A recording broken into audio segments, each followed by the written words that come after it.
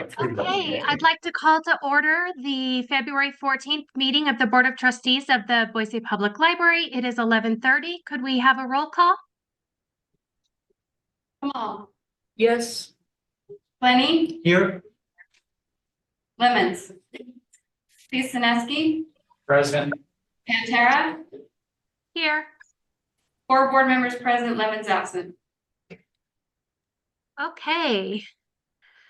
We have a special guest with us today, Mayor McLean, and it looks like, Mayor, you're first on the agenda if you'd like to speak with us. Thanks for coming.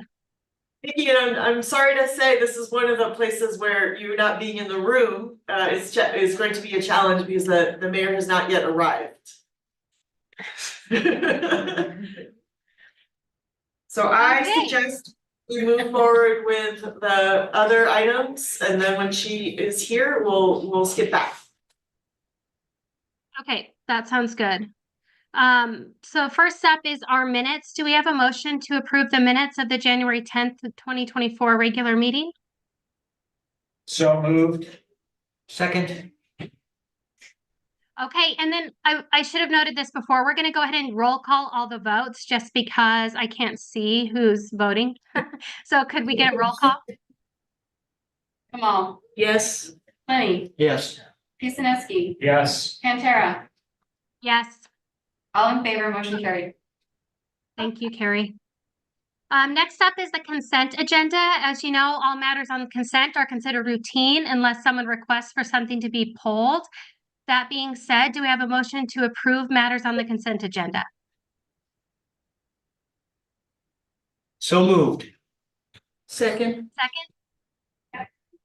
Thank you. Could we get a roll call? Come on. Yes. Lenny, Yes. Pisaneski, Yes. Pantera, Yes. all in favor, motion carried. Thank you. Next up, we'll move to our reports. It looks like first up is our Friends of the Public Library, Zach.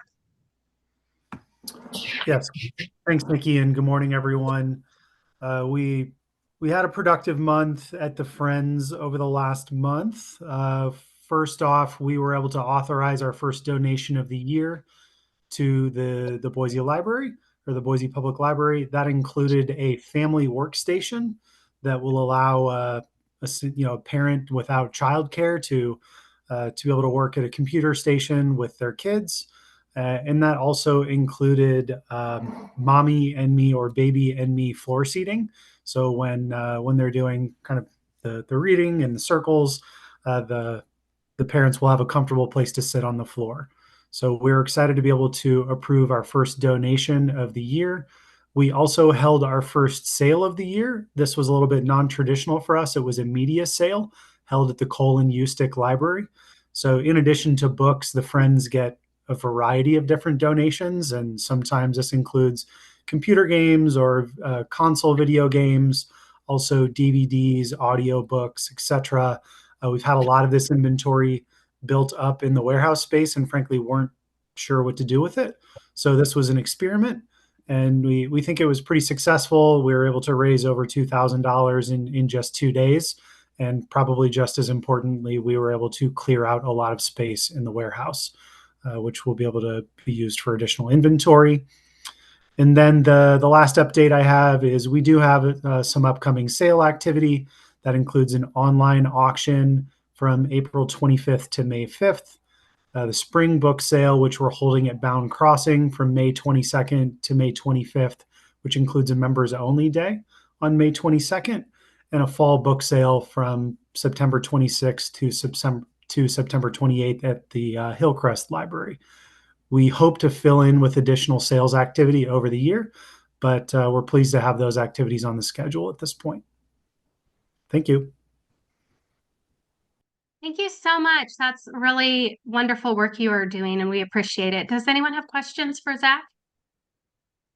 Zach, one question. Are we still doing a lot of sales over the internet? I understood we had sort of a shop on Amazon or something of that. We do have a number of online sales channels. I can bring detail about our distribution to the next meeting to provide a little bit more color. But we do have an Amazon store, and then we also sell through some specialty channels as well as it relates to rare books or titles within specific genres. Okay, thank you. I'm just curious how things are trending, so it'd be helpful to hear from you next month. I will bring those numbers. More questions for Zach? Okay, thank you again so much. At this time, I think we're going to go ahead and move back. I believe the mayor is here, as is Council President Nash. Thank you so much for coming to attend our meetings. I would give you the floor if you're ready. Okay, well, thanks, Madam Chair. I appreciate it. I'm sorry you can't be with us today. But good to see you through Zoom. I wanted to touch, do I need to talk this loud so that Nikki and others can hear me? I feel like I'm yelling at home. I can hear you just fine. We do have a YouTube stream too, but I assume if I can hear you, they can hear you. Okay, great. Then I won't yell quite so loudly. I wanted to come in and visit and just see everybody face to face and start with a thank you. With the new year, new second term, I'm moving through our different staff departments as well as our commissions and checking in, touching base with a really big thank you for the service that you all provide. And I want to say, especially in these times, and you know, I've done this with staff already in their meeting, and so that's why I'm kind of directing this more to the board today. But in these times, I want to acknowledge the service you provide, the decisions that you are tasked to make, and also acknowledge the very real role you have in oversight and leadership of this department. It's very different than our other commissions, and the council is aware of that. I'm fully aware of that, and we appreciate your leadership and service in that sense. And I also want to acknowledge that like you guys have great policies and procedures in place to guide this library, and I fully trust your guidance and leadership in the roles that you have as commissioners, and I thank you for it. In the last 4 years, you know, and this I want to say to the board, I've said it to the staff, but I want to say it to the board. The team at the library has done, you know, just heroes work. 4 years ago, we never would have expected that in about a month we'd be shutting down the city and trying to like recreate, or really for the first time create, how we provide service to residents, whether it be through library, for those kids that are home from school because school's out, to accessional workers that had to head to work, as well as to keep the business of the city running.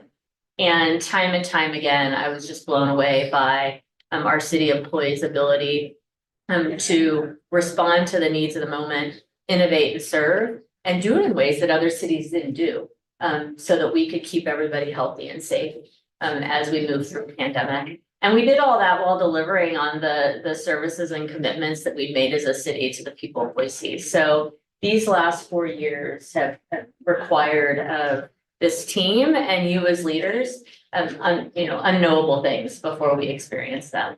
And this library in particular, the team was really incredible at innovating and coming up with new ways to serve our residents. Both in the day-to-day that we expected where we wanted books, but also because the needs were so different. Because of the times and the impact on families and individuals, and the people that make up the team at Boise Library responded, innovated, and like performed beyond expectations in delivering service. And so now as we look forward to the next 4 years, you know, the library plays a key role in that. You've looked at from a program perspective what Boiseans want after, you know, post-COVID library service, what's that look like? And there are new programs and the tried and true work and service delivery, but so much more and new that folks want. And we also know that Boiseans hope to have more opportunities to walk into a library. And so the next stages that you have with looking at facilities and the needs of the city as she grows are key to being able to do that. You know, someone, I've walked into this library since actually walked in one of my first visits before we even moved here. It was either my March visit or April visit of 1998. and have been coming to this library ever since. I do like the little machine we have in City Hall now. I just picked up 3 more books. I picked up about 10 yesterday.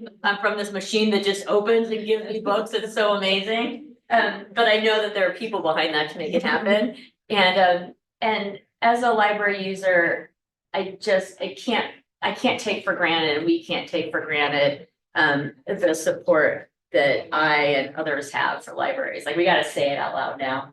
Especially because of the pressure that our staff is under, the pressure that each and every one of you is under, as leaders of this library. We are committed to protecting our librarians, being loud and proud in support of libraries, as well as the processes that we've created, that assure that we're doing things right by the people. And Boiseans have said that they want access to materials, and we're gonna make sure that they've got access to materials. And that's why I say I have full confidence in the processes that you all have created and that you oversee, to ensure that we're making the right decisions while providing access to materials that everybody needs and deserves.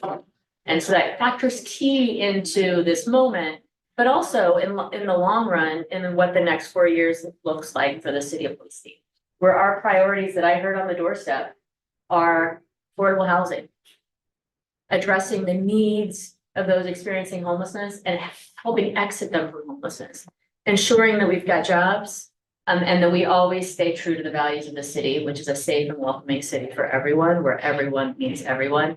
And the library factors into that in so many ways.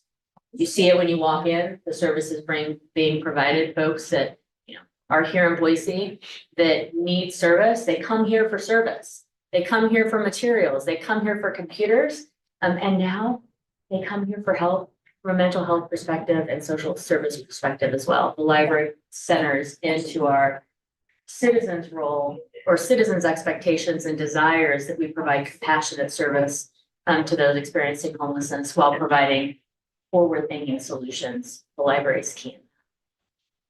When I look at the calls that people have throughout the city for more access to libraries, it impacts neighborhoods. And an ability to access libraries, look at this, it saved, put $1.6 million into the economy by helping folks start small businesses, but also provides families with needed entertainment, education, resources, programming that's affordable. It really does also play into the affordability in general of our community and how we create strong neighborhoods for everyone. So I'm really excited about what's ahead. The council president is here. We have a council that is energized, committed to the values that we share, which makes sense, of course, because Boiseans sent us all here to do this work, and fully committed to the work that you are undertaking on a monthly and daily basis and are about to begin to undertake when we look at facilities. So I wanted to be here just to thank you in person, to share my excitement for what's ahead, and importantly, to make clear that we have full trust, confidence in your leadership and partnership that you provide to the council and to the city and my administration, as we move into the years ahead that are going to be key, as our city continues to grow and protecting the values that make Boise Boise while providing the service that makes the city so unique. Thank you very much. Thank you for coming. Thanks for your comments. Yeah, thank you so much, Mayor. I would also reiterate in my experience as a board member that I've been really, really impressed with the capable and passionate library staff. It's made our job easy. It's made, maybe easy is not the wrong word, but we have a lot of faith in what they're doing and what they bring to us. And so I did want to agree with what you said there, that we are very fortunate to have a really strong, capable, passionate library staff. And that in our strategic plan, the thing that resonated with me was an intense, loud support for the library. There was so much overwhelming praise that came out of that, very little really criticism, and just people want more. So we're really grateful for the staff too, and we're grateful for the city's support. So thank you so much for coming. Does anybody have questions for the mayor? Questions, or happy to take feedback too. Yes, sir. So, as you know, we're gonna undertake this new facilities review. And, you know, presupposing that our patrons have already said they want more. They want more of everything, obviously. So can you speak a little bit to how, maybe to the council as well, how you sort of prioritize what things, you know, in some senses, it's hard to go into a process like this if you don't have a sense of how open the city and the council is to investing in, you know, more facilities if that's what the public wants. It'd be helpful to get some sense of where that fits into the other priorities of the city and, you know, is there an appetite for new and larger libraries or other facility enhancements, or is it, you know, we should be more circumspect in the opportunity to do that? Sure, I appreciate that question. And I want to acknowledge too, Courtney Washburn is the chief of staff to the city, and she'll be here for the entire meeting. I'll step out because I've got an appointment. And she's also involved very closely with Jessica and our other department heads as we move forward. I'm going to answer that question without fully answering it because I know that the council is committed to providing service to the community. I am committed to providing service to the community. I can't say to you today that, oh yes, you'll get everything, right? Because there's so many things that we have to weigh when we think about how our city grows and the services that our residents need. Our residents want libraries. We might find that, you know, some need to be bigger. There's areas that aren't served as they should be, and we need to look at solutions there. But it's not just the form, right? There's the people that staff those, there's the materials that go in them. We can't make good, strategic, educated decisions for the long run of our city without an in-depth review of what's needed. So I would say, I mean, it's got to be realistic, right? Don't say to a consultant like, give us the moon. But the question is, what do we need? And what do our residents deserve? And if we don't have the full scope of what that is and ultimately the price tag of that, it's hard to make the right decisions. So knowing, rather than going in with a scarcity mindset of tamper down, because we'll only get X, we need to know today and for the next 20 years, what our city needs based on where we are and how we'll grow. So that we can begin to put price tags on that and then start to plan how we get there, if it's possible to get there. And it could well include asking the public, who's just told us they want it, to come alongside us in helping fund it. But we don't know these things without seeing a true picture of the scope of need, the geography of need, and then the price tag to fill that need. And that's what we want to see. Yeah. Yeah.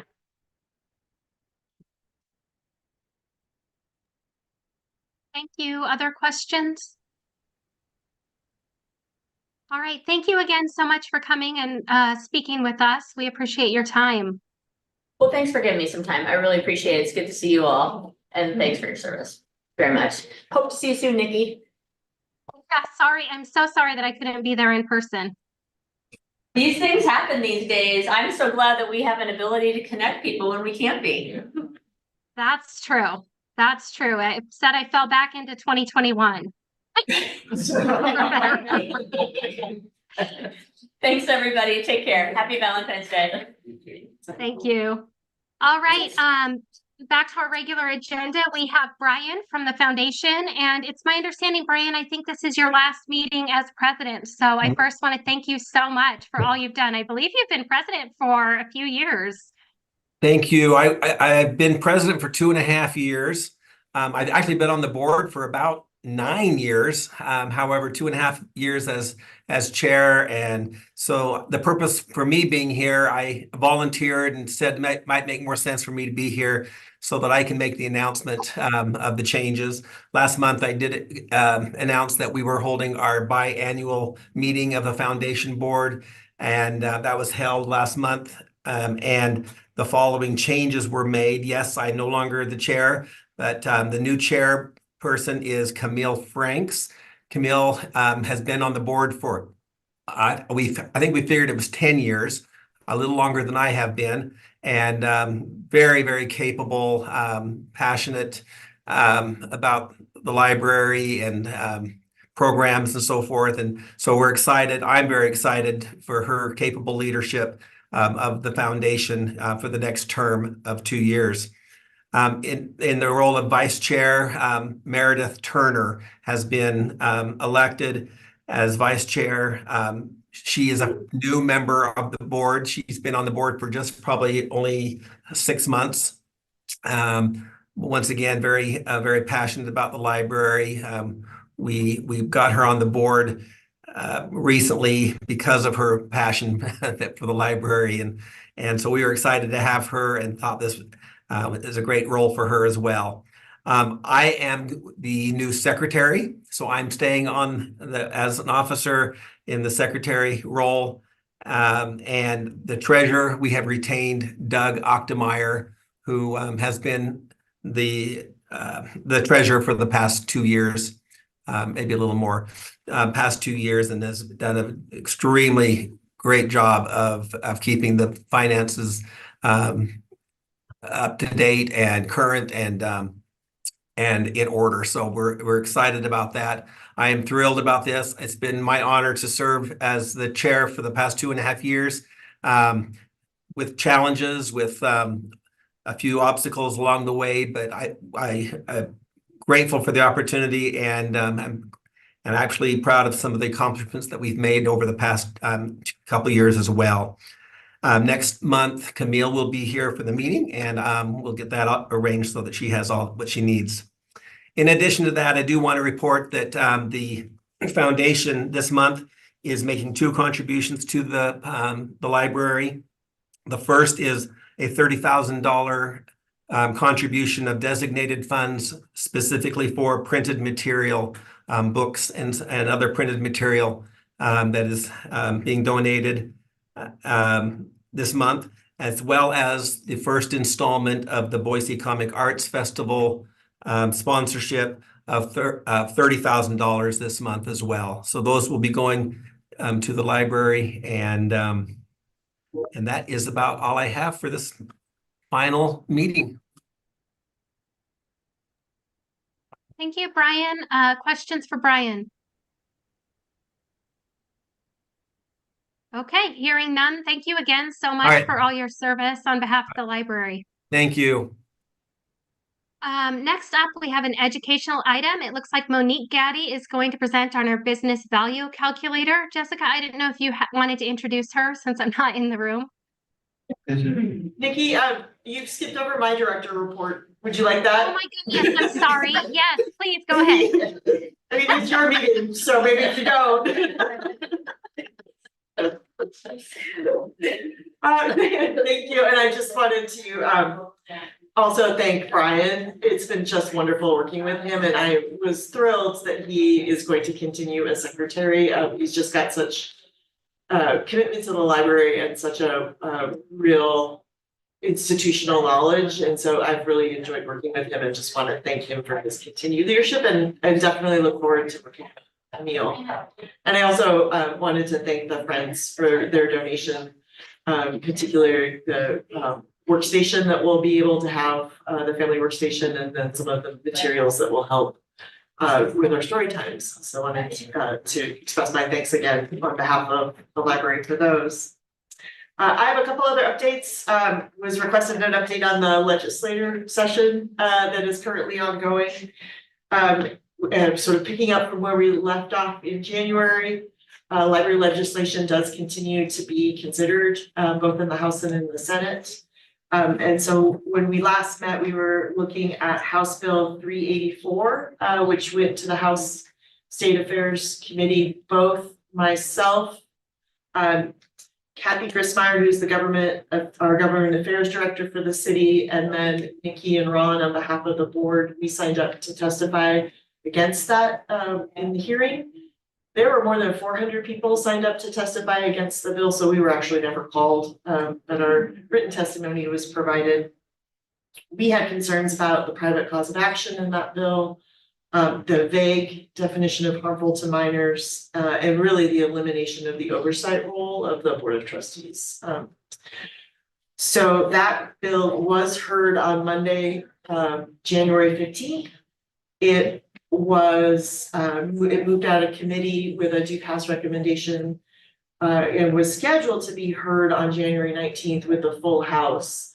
Before that hearing, it was actually remanded back to committee, with the instruction that the representative who introduced that in the House would work with a state senator on what was described as a compromise bill.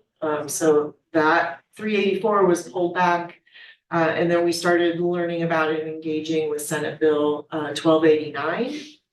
And that was introduced on Monday in the Senate State Affairs Committee. That bill was sponsored by Senator Schroeder, who's sort of from the Mountain Home area. Kathy Grissmeyer and I both signed up to testify, as did the lobbyists for the Idaho Library Association. And we all took a neutral position on the bill. And I wanted to explain sort of why we did that. First off, all of our testimony focused on the fact that we believe that any additional legislation is unnecessary. As the mayor spoke, I truly believe there are local policies in place. There is a governance structure.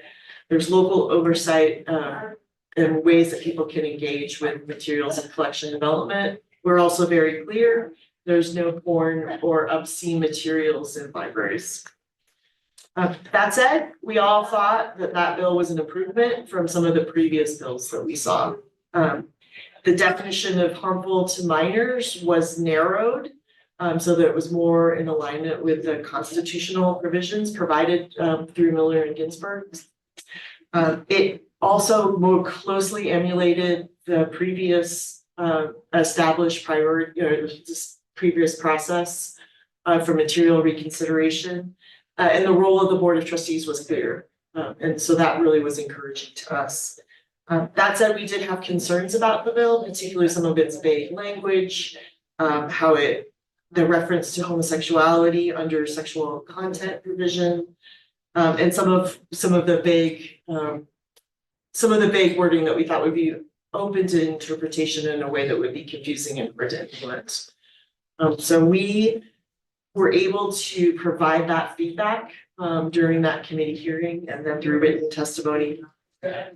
Overall, that bill did pass out of committee with a 6-3 vote and a due pass recommendation, and I believe it was introduced at the full Senate at 11 o'clock today. So we're all missing that debate. We'll be able to go back and look at it online. We think we've got a path forward for local libraries if this particular bill passes, but we have a long, more legislative work ahead with the Senate looking at this bill. Then that would need to go to the House if it's passed. So we will have sufficient time.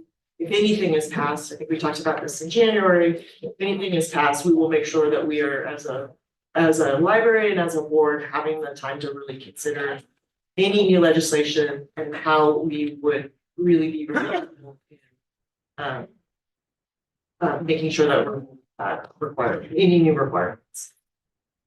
Any questions on that before I move on to a couple other shorter topics? Just one clarification. You said about 400 people showed up to oppose the bill. That's not 400 people showed up to support and oppose. It was just to oppose. Correct. So 384, it had about 400 people that had either came in person, sorry, or provided or wanted to testify online. And I think the number for people who were in favor was around 70 to 80. They had 2 overflow rooms in the legislature, and not everybody, they just didn't have enough time to hear from everybody. But I think it was important, Chairman Crane, who chaired that committee, mentioned those numbers just because I think it showed how much interest there was in library legislation this year.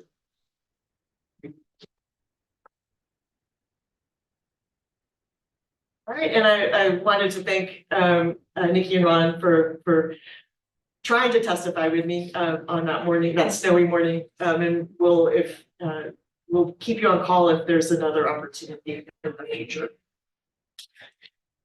Then the other thing I wanted to share with you an update, Mayor mentioned the facilities planning.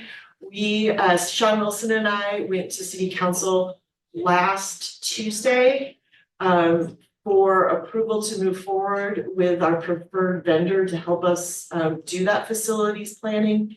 There is a regulation, I think it's a regulation or statute, there's a requirement, I should say, there's a requirement that if we want to contract with a firm that doesn't have a local presence, that we need to get council approval, and so we were doing that step. We did the RFQ for a vendor, we had we had 4 firms total that submitted proposals, 2 with local ties and 2 without, and the number 1 choice, unanimous with all reviewers, was an organization called Group 4, which is based in South San Francisco. And so we got permission from council to work with that vendor, and we had our first kickoff meeting with them yesterday to start scoping that. And one of the things we talked about is making sure they have time with board and council in some of that scenario work that we're going to do. So you'll see that moving forward. I think you all got today a note about an opportunity for legal training that's coming at the end of the month. So look for that if you haven't had a chance to participate in that. And then I'll also share with you in the next update is I was interviewed by CityCast Boise. So if you want to hear me talk about libraries, that was posted yesterday. I haven't had a chance to listen to it, but I heard I speak credibly about libraries, which made me happy. All right, and with that, if there's any questions. I actually wanted, if I could go back to an item in the consent agenda question. It's not that I opposed to it. It listed the gifts that came to the number. And I wondered whether the gift from Tom Dixon was solicited or solicited. I can look into that. Can I answer that? Oh, you can, They're not solicited. None of the gifts are solicited. thank you, Carrie.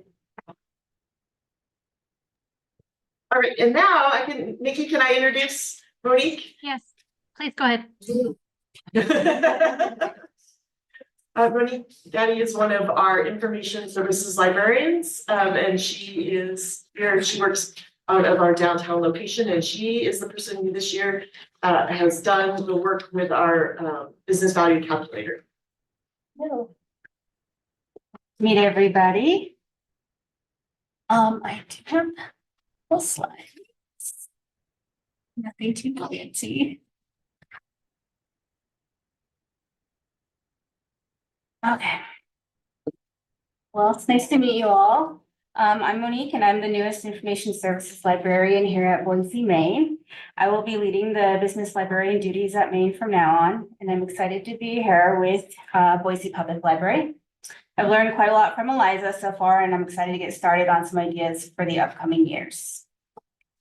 I'm going to start off with introducing you to the business value calculator. It's fiscal year 2023's numbers calculated.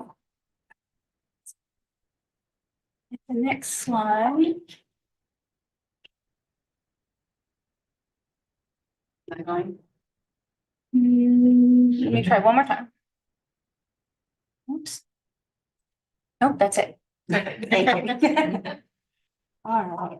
The business value calculator is a tool crafted by the Urban Libraries Council for inputting data. In 2022, the Urban Libraries Council launched it.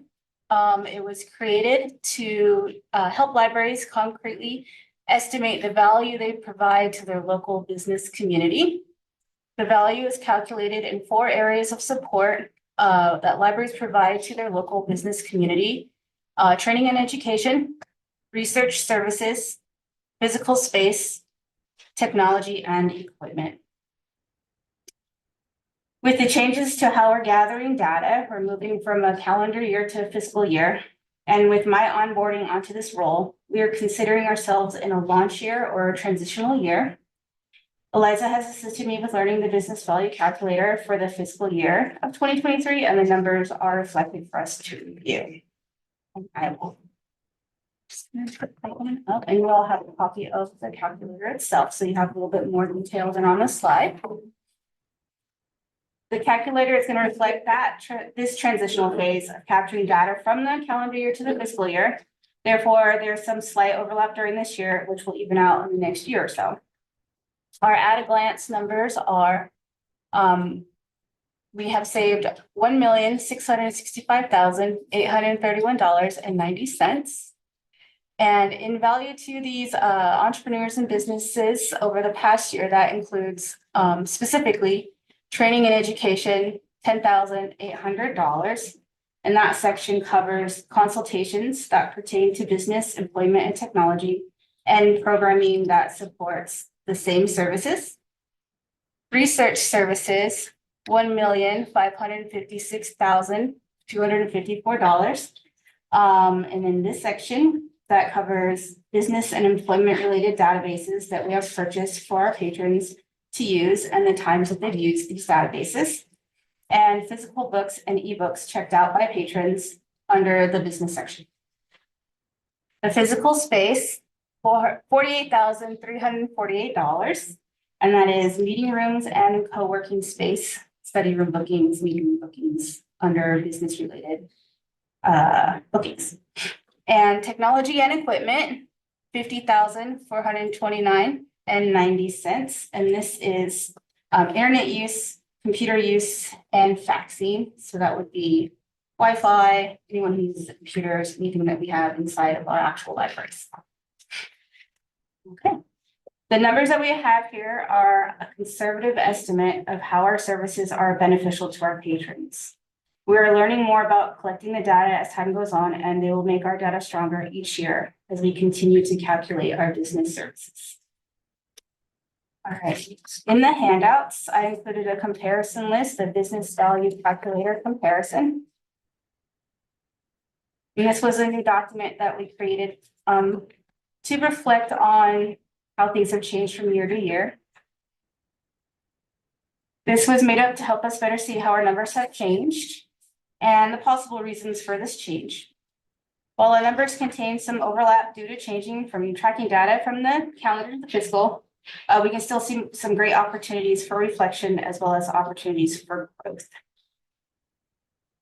We believe we have seen an increase in some services as we continue to see people coming into the library again and doing more things in person. Simply being open, staffed, and available has accomplished this. Perhaps patrons are even experiencing more motivation to explore business tools at this time than they had in the previous few years. We also had a regular class visit, actually 2 class visits from BSU students to explore the database called Foundation Directory Online. These visits introduce the database to the students and then encourages them to use it as a tool for the research they need for their projects. We believe that a decrease in some numbers is a reflection of only being able to offer a limited amount of programs that highlight our services during this time frame. This is most likely due to some changes in staffing and availability during this time period as we are transitioning into new roles. So specifically, Eliza coming into her new role, me coming into the new role, and that person doing the programming, presentations, that kind of thing. Maybe not being around as much during that time since it wasn't there. All right. From here, this is where our strategies for fiscal year 2024 and 2025 will start to take shape.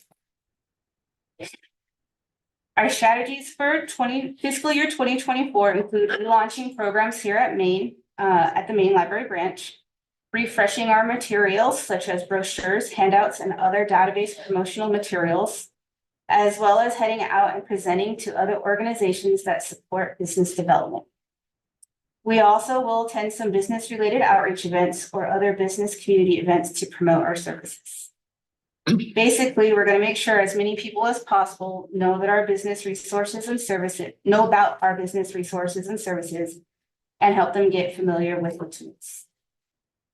Lastly, in fiscal year 2025, we will use the foundation of what we've created in fiscal year 2024 from the strategy to train and extend the services out to the branches depending on what we can see is feasible for our staff size and staff band. Right. So to wrap up, we will be monitoring our changes and adjusting as needed, keeping our goals in mind as we develop programs, promotional items, train more staff on our business resources, and adjust to whatever other opportunities arise as we work with our patrons. We will reassess our goals regularly and strategize for upcoming years as we move forward. Questions? Comment, I think your emphasis on increasing awareness is the right thing. It's a good service that you're providing, breadth of services. And awareness, I think, is going to be key to getting them more utilized going forward. Ron and Reginald, were you here for the first presentation by Eliza on this business letter calculator? So we went through the details of the calculation, and I consider at the end of the presentation, this to be relatively hard justification, not soft justification. Pretty thorough analysis. And I'm not saying that to say we should go through that again. Reemphasize, having gone down under the cover, so to speak, it's really reliable justification. Really is. Thank you. It's also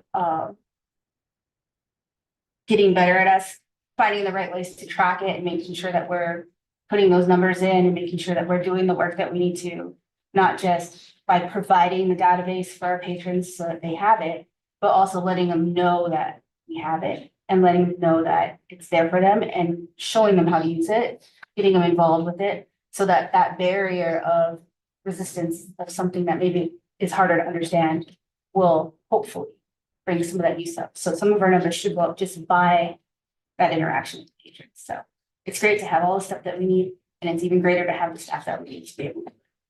These are great services. I'm a big fan. Keep up the good work. Thank you.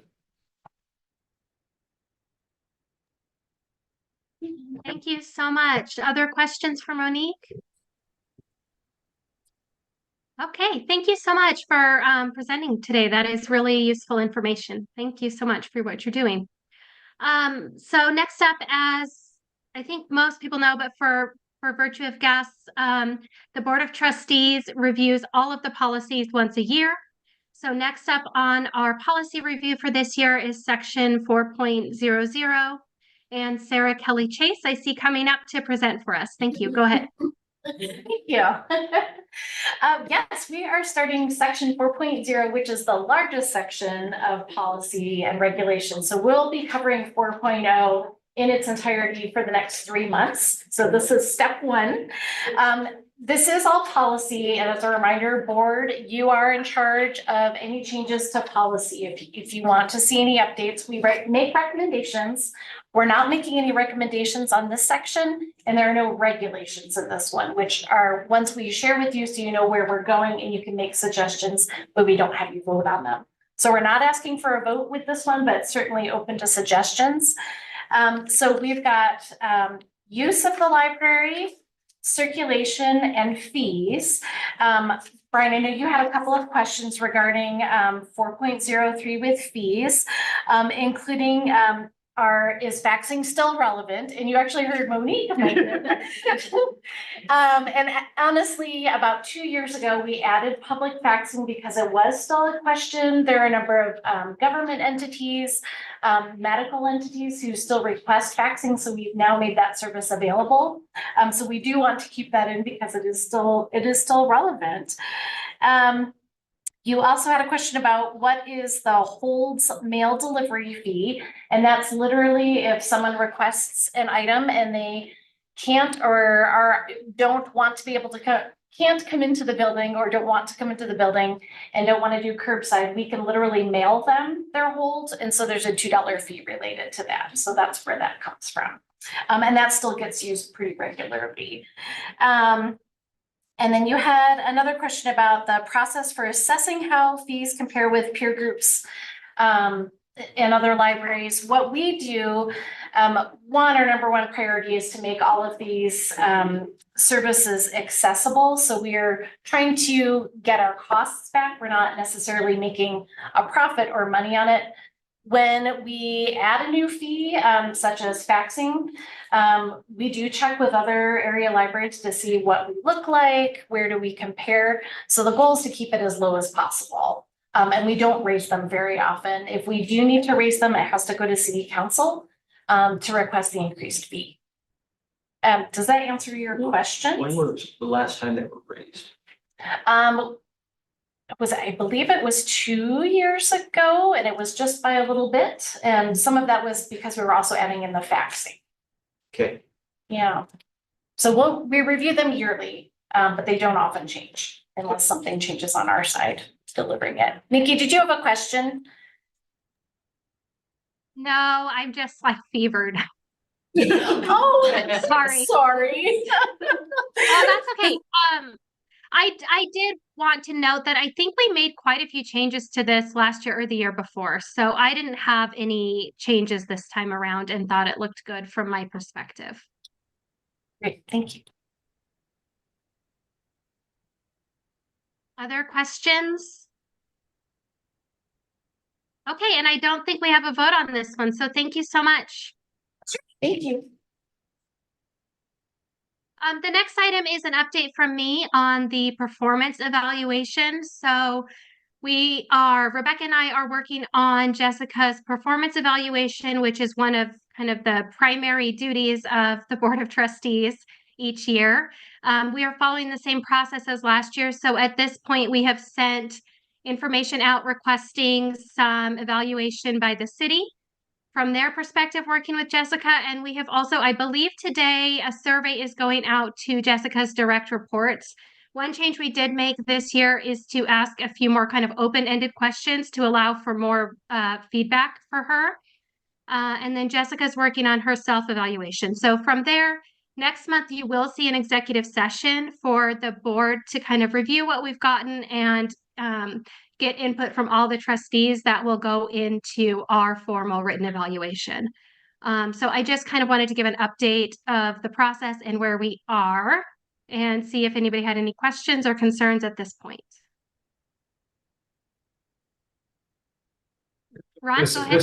So having not gone through this before, in this context, is there like a matrix that is put together for, or maybe a better way of putting it is there a relationship between the evaluation and, any kind of change in employee compensation? So, just In change in leave it at- compensation?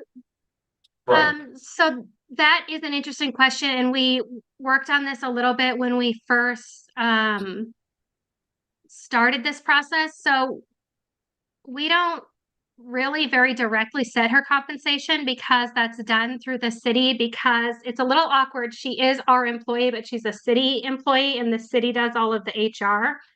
So what we've done is made sure to make recommendations in our evaluation when we send it to the city.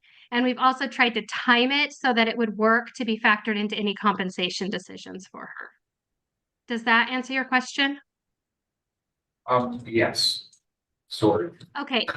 Well, and I think that I sent the materials out, but I could send you an example from last year too, if that would be helpful to see. Yeah, maybe so. How I we mean, do the evaluation? it just seems a little odd. We do the evaluation and yet we have no control over whether there's a salary increase of 3%, 5%, 20%, you know. I mean, we can make a recommendation, whereas I'm just used to working in organizations where there's much more of a direct, you know, you score X in your evaluation and it automatically gives you a salary increase of Y, and that's the way the states usually. Yeah, I mean, that's how mine is, for example, but we don't have anything direct like that. I can make a note to talk with Courtney about it as part of the evaluation process, if that would be helpful, just to get a little more detail and take for the future if there's anything we could do differently. Thank you, that's helpful.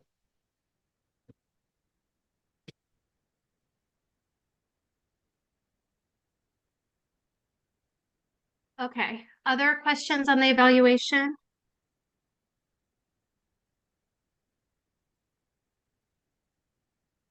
Okay, so next up is some new business regarding the Library Consortium Joint Powers Agreement. I believe I know Kathy and others and Jessica have been working on this for quite some time, so I think they'll have some information for us. So go ahead.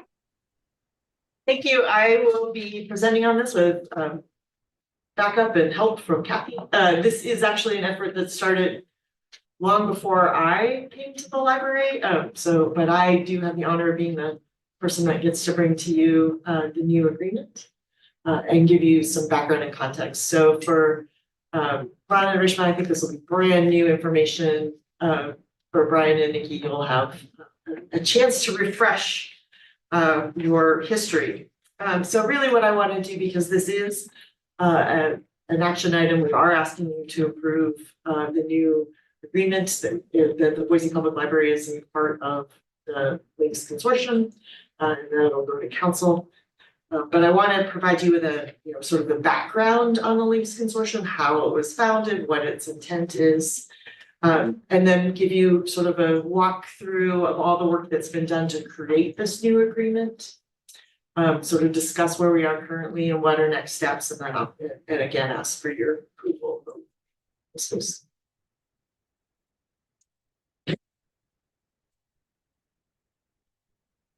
I'm trying to advance.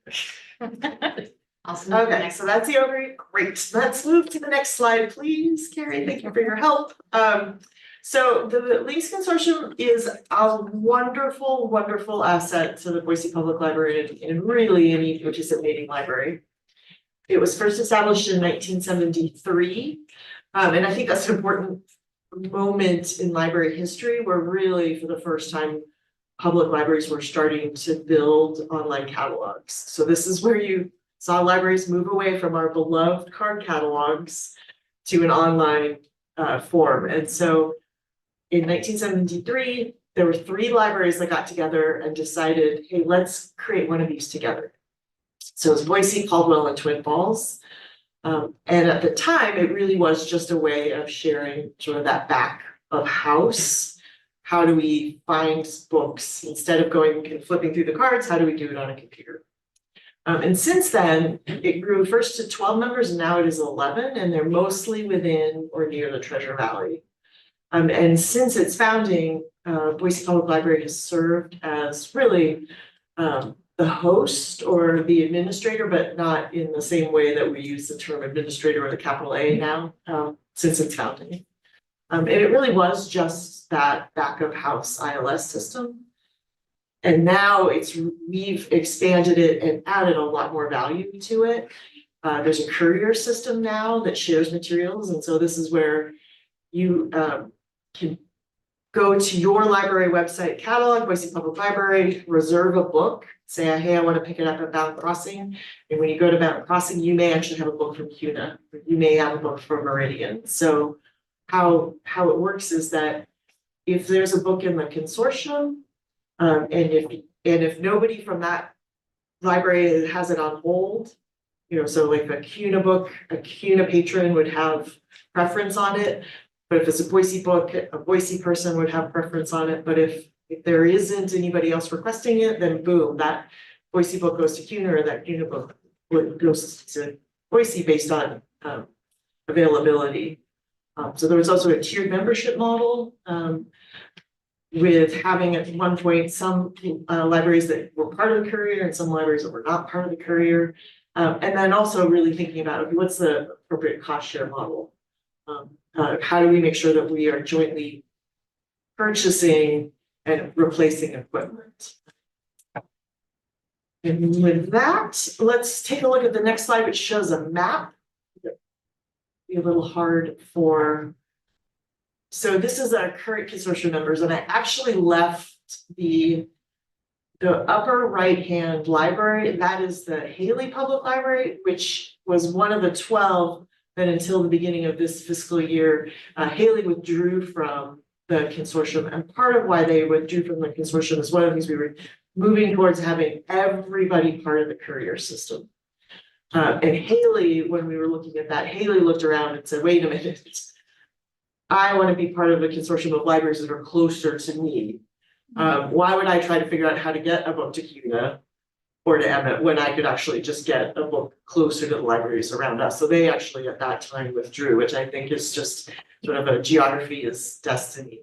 So these right now are the 11 consortium members, and starting October 1st, they're all on the courier system. So that means that we have access, that every library person, if you have a card for any of those libraries, you have access to all those books.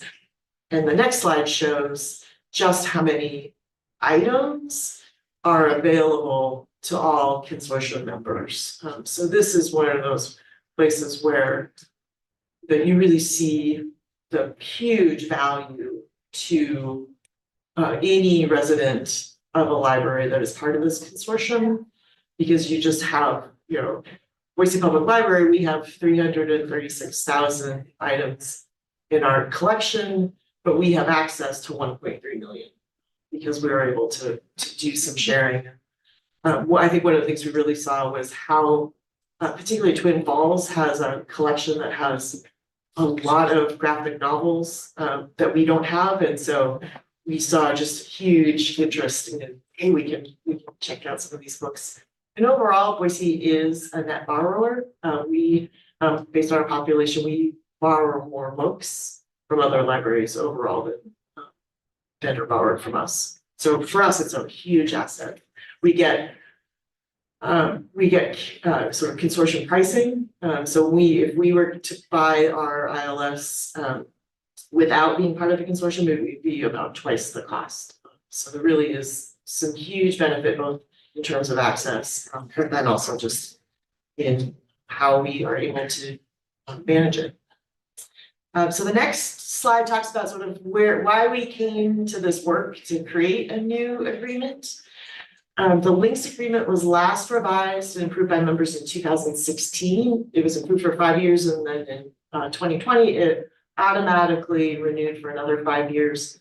And at the time of the renewal, the directors, this was before I arrived, directors were discussing, hey, we need to revise this substantively, but the pandemic really halted those discussions.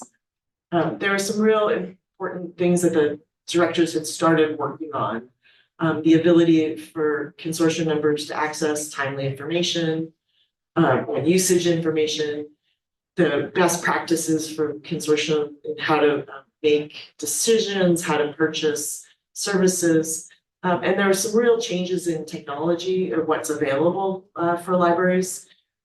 We moved from having a system where we had the ILS on our servers to having it hosted, and that had some real changes in terms of administration. And so there was a real recognition at the time, the Links Consortium is an amazing benefit and to our users, and as directors really wanting to come together and create an agreement that was well suited for its next, I'm not gonna say 50 years, but for its next future.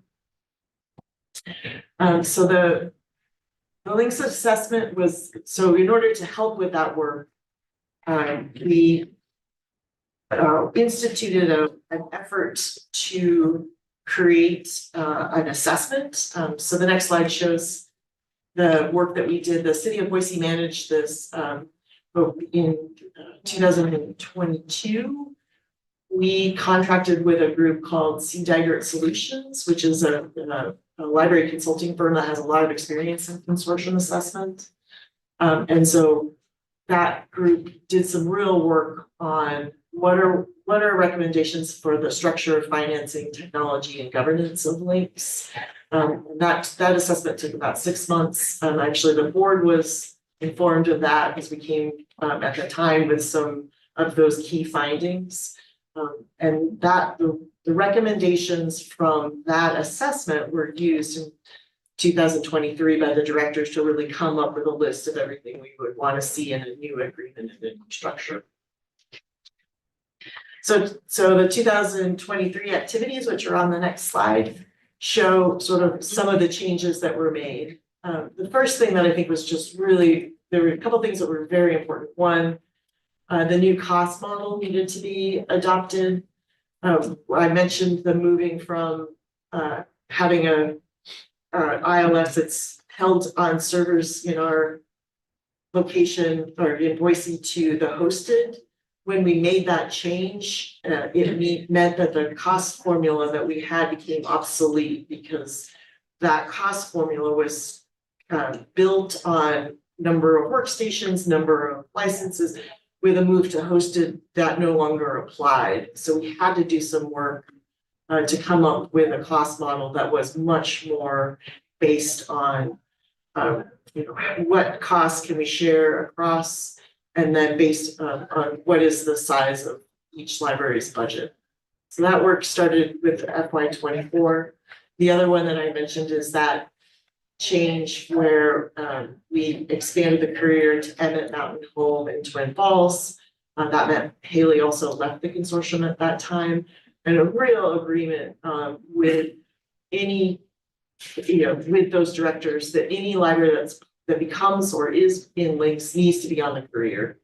There's just no way for us to not have a system where everybody's sharing. If you can see it in the catalog, you need to be able to circulate it.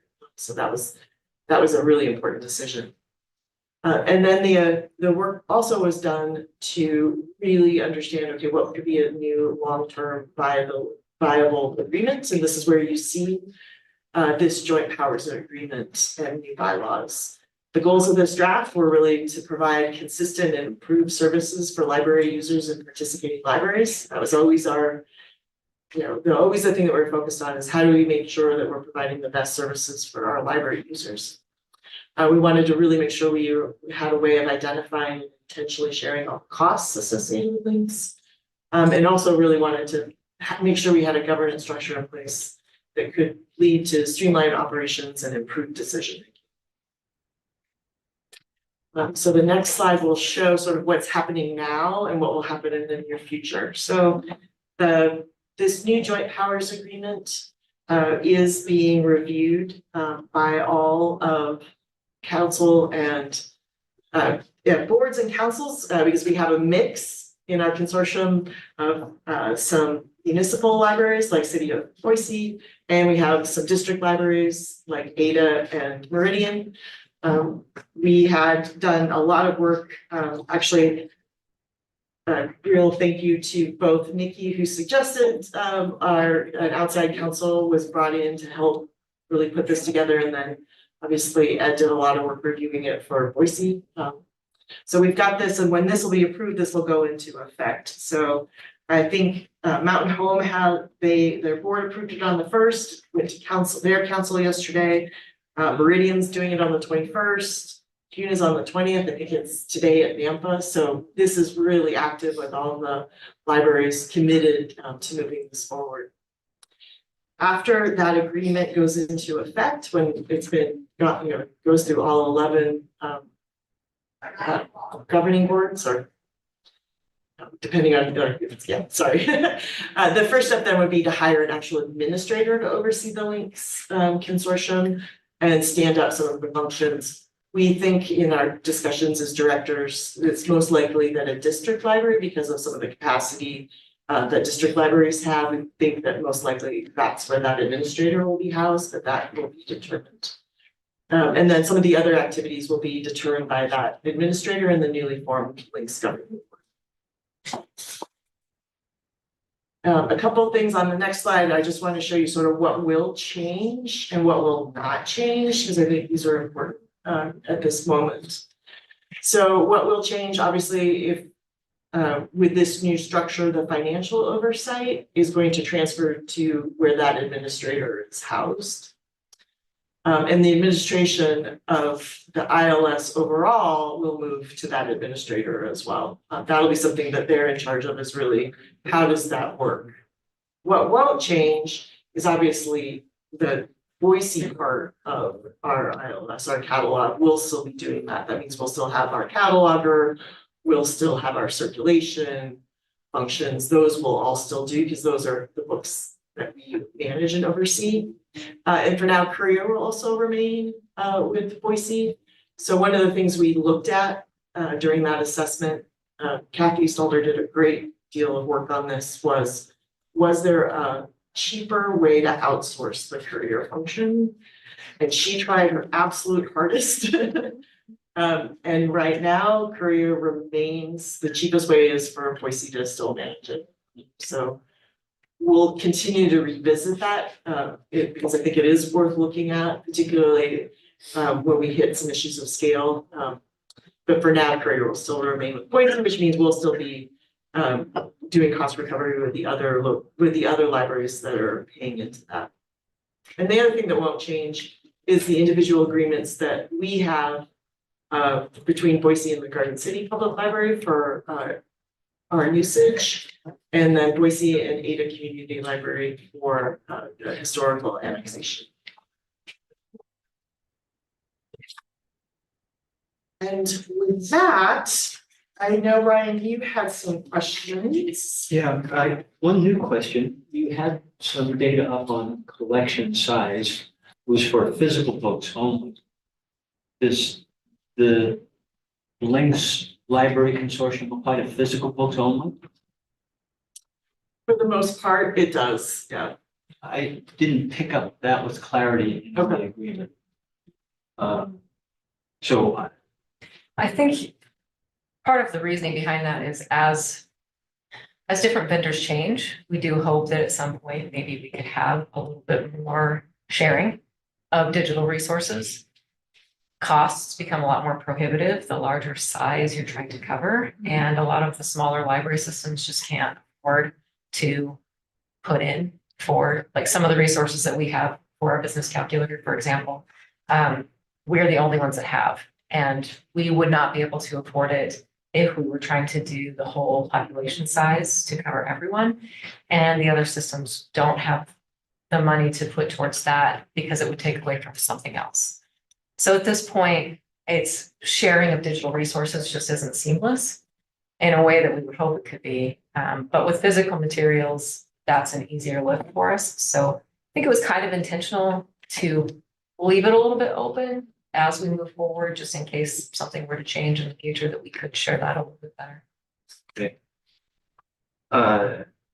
That makes me feel better that it's for physical books only. My worry was on the electronic books that there would be a lot more competition for Boise's presumably much larger digital collection. And it's an expensive, one of our biggest expenses. It is, and you're right, we do, right now we are part of a sharing group that is not the Links Consortium, it's actually a statewide initiative. But it is limited to people outside of the Boise. So Boise cardholders have complete and open access to all of our ebooks, e-audiobooks. They get to place holds, they get to, look at titles in a different way. Across the state, we share with, it's pretty much every public library. There's only 2 in the state that don't offer ebooks and e-audiobooks. So every other public library system is now part of this kind of sharing cooperative, but nobody else can place holds on our materials, and they can only check out items that are available in our collection right then and will not cost impact us. So nothing that has a lease on it, they can't check those out either. Mm-hmm. So we are sharing digital materials in a very cautious way. And we have made sure that it is in a way that would not impact our users or our budget. Okay. And we do see some benefit from that too, because different library systems over the years have kind of collected in different areas, for example. And so our users see a return on investment for us being a part of that as well. Okay.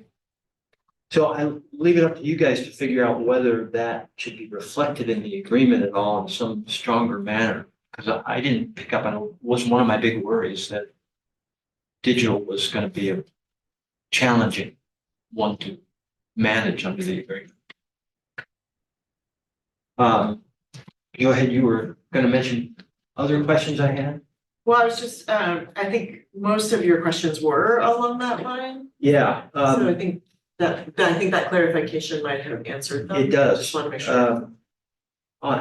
On the member rights and responsibilities, section 3.1, number A and B actually are critical in my mind, key provisions of the agreement. one says each library is required to maintain a current and viable collection, which is really what everybody ought to be doing under the agreement. But it doesn't say how that is or anywhere you're going to measure it or assess it. And it occurred to me that collection size per capita residence is an effective measure. And I'm not necessarily proposing that you include the metric in the agreement, but there ought to be some way to talk about this amongst all the members that is an objective measure of, are they doing their job of maintaining a current and viable collection? So in B, each member is responsible to share as many items as possible of their collection. And this is pretty easy. The percent of the collection shared is a good metric. And again, I don't know that they need to be called out specifically, but it seems to me some sort of operational metric around these to make sure there's some way to measure whether members are fulfilling their responsibilities of A and B on section 3.1. And that's actually something that the directors talked a lot about, is how would we measure those, and if somebody's not meeting a standard. But you're absolutely right, we did not want to put it in the agreement, because that would absolutely date the agreement in a way that we wouldn't intend. Yeah. So that I think would be work that would be, and I think even in the agreement, sort of the annual review of that. Because I do think that, how is that being evaluated? And I'm not sure, I'm not sure some of those metrics are, they'll need to be evaluated and thought through Yeah, carefully yeah. over time. Our collection size is limited, quite frankly, by our physical locations. So, and with the balance between print and digital, I think having that as an ongoing conversation is really the intent behind how the agreement is written, but not to have a metric in a document that we just would not. Like I don't know if you got it, if you clicked on the old agreement, but it's just, it is interesting how outdated it is. Yeah. Even though at the time when it was written, it was perfectly written for that era. Yeah. I did have one other question I asked about the excessive use provision, which is Exhibit C, paragraph 1. In my opinion, the key sentence is the second sentence in this paragraph. The compensation threshold occurs once the number of annual transactions from the constituent of another single member library meets or exceeds 50% of the annual transactions of the lending member's own constituents. I've read that and thought about it a dozen times, and it's a really confusing sentence. Yeah, it is confusing, and quite frankly, the only place where this is really applicable is Boise's use of Garden City. And this is another geography is destiny, right? The Garden City Public Library is completely surrounded by the city of Boise. And our population is so much bigger. I think Garden City only has something like 13,000 people. So we are always there are more people that are using Garden City Public Library that are Boise residents than Garden City residents. Yeah. And that, we should be paying into because of how many people are using that library. And so actually previous to me joining the library, at one point that threshold was 10%, which ended up resulting in a lot of checks literally going back and forth between different libraries. And so by setting that at 50%, if somebody is using so much of that library resource, then we've got a way of making sure that they're paid for that. In general, the sentence seems to favor smaller libraries over larger libraries. It would be very difficult for Garden City to violate the excessive use of what they borrow from Boise, for example. Right. Virtually impossible. Yes. Very easy for us to do it. Exactly. Theirs. Yes. And I'm not sure that that's completely fair. I don't know. Well, Warrants a little thinking through for. Oh, gosh, I think it is fair, because if Garden City is opening the doors and they're serving more Boise people, than Garden City people, that we should recognize that. I mean, otherwise they would, like, they could also say, we are not gonna participate in this. Boise Library people, you have to go to a Boise library, which is really not the spirit of the administration.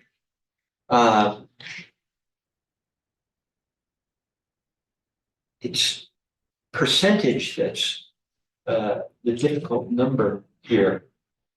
And I'm not sure that the metric. Garden City could never trigger this versus Boise. They could not, they don't have enough population to come in and borrow books off of Boise to trigger this provision. It's not to say that their own borrowing of Boise isn't very large, possibly larger than the Boise activity that triggered the excessive use provision under the agreement, under the paragraph. So I just, you guys are working through this and thinking about studying it. I think it makes sense to make sure that really is as fair and workable as possible for everybody involved, and it just worried me. I thought about it a lot. I still haven't convinced myself I understand it and that that it's fair yet. So I add that in. One other comment. I thought the agreement was a really exceptional piece of work. It's really clear and comprehensive. And once it's done, this is going to last a long time. I really think this is a nice piece of work. On one selfish topic, I invite you to look at our own bylaws in comparison to the bylaws in this agreement and convince yourself that we're even close to the comprehensiveness and clarity and scope of bylaws that are in this agreement. So those are my comments.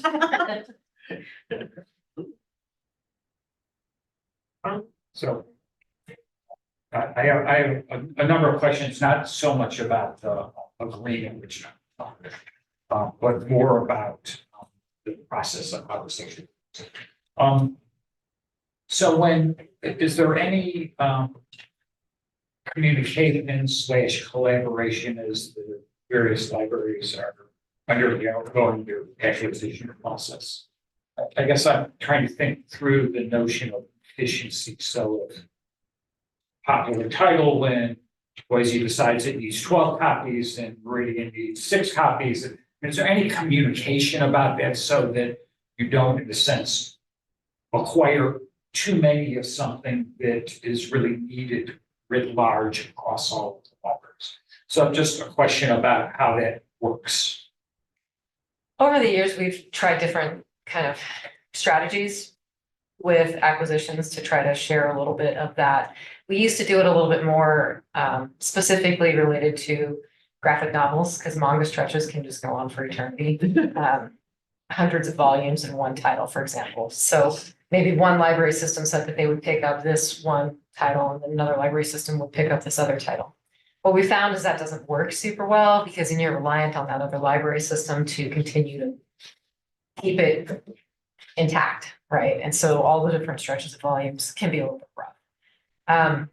When it comes down to purchasing like big titles that we know are going to be popular, that is sort of part of the provision in here where the expectation is that each library does need to purchase enough titles to satisfy their user group. So in the past, there had been some contention over that because some of the library systems would actually make it so that all of their popular titles were browsing only and would not fill holds. So the holds from their community then were being filled by other people's titles. The spirit of sharing is much different and better now. And so but that is one of the reasons why we've tried to call that out, that each library system is actually responsible for having enough materials to fill the needs of their community. And we are looking at it from a kind of a little bit of a holistic perspective, but we also want to make sure that we're using our tax dollars in the best of our ability for Boise users. So for example, we do it, and I think other libraries do as well, where we get a report that shows us what the hold ratio is for Boise residents. We don't necessarily want to know what the hold ratio is for everybody's residents. We really want to know what our residents want and how much they're waiting for our items. So each of us is looking at it from that perspective from the larger titles. People should be doing their share to make sure that they are purchasing what they feel is a fair ratio for their users. We are not all in agreement on that, I don't think. I don't know that we've come to a standardized ratio, but it does work fairly well across the system at this point. Most people are buying enough, but not too many, right? So we're still trying to make sure that the queues are moving and that no one library system is taking advantage of anybody else. But it's not in a concerted effort where we get together and do acquisitions together. And then the next question is just simply on cost. You're gonna be hiring a new full-time person. So it may be more over time is that. So at this point, how much more is this year's agreement gonna cost us than next year's agreement? That is the question. We had a meeting earlier with the city staff, and that was the very first, people from our Department of Finance, people from IT, that's the question that we can't answer at this point. We are going to come up with our best estimate. And I'm actually part of a director working group that's meeting about that, because we know that the cost will shift. Right now, because we do some of the administrative functions, so some of the libraries are paying us to sort of in a cost recovery model, it'll move. So we're not really sure at that point. Obviously, that's top of mind for all the libraries that are participating. We're gonna really look at this next year, sort of fiscal year 25 as sort of a transition year, and there is a reserve fund so that if the administrator is building some capacity and building some costs, we may be able to use that reserve fund for some of the overlap. Third question that. Is there any, in recent years, has anybody approached additional libraries? I mean, this seems to be once the structure's built. It looks just as well they have 20 libraries is 11. Distance being obviously the We're pretty cautious, in all honesty. Bringing on libraries tends to be quite expensive. There tends to be a lot of back end work. Who we generally have reach out are smaller libraries, and they might not, for example, when CUNA's the latest group library that came on, they didn't have RFID. They had to clean up their records, and even with the amount of record work that they put in advance, their records still did not come in well, and that caused a ton of problems across everybody else's resources, and it caused a lot of user frustration. We're still cleaning that up, and it's been 5 years. We think we might finish cleaning up the CUNA records this year. So we are cautious. There are some other smaller libraries kind of in our area, and we have not at this point been interested in saying yes. We did get approached by an Oregon library, which I found really interesting. They felt like our policies were probably a little bit more in line with what they wanted out of a consortium.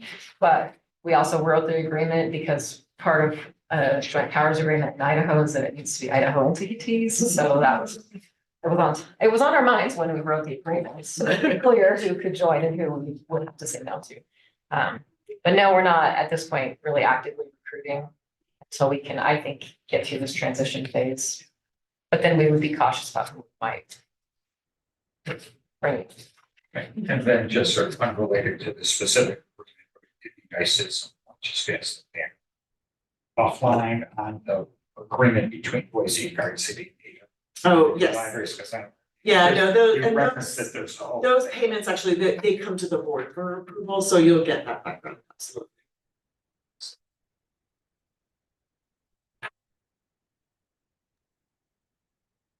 Any further questions?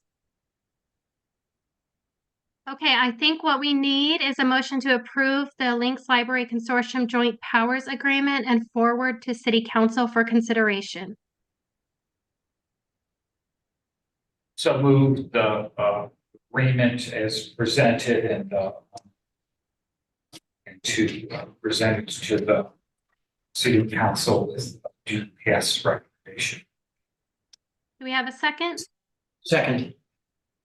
Okay, could we, Carrie, do a roll call? Sure. Kamal? Yes. Plenty? Yes. Kuzinski? Yes. Pantera? Yes.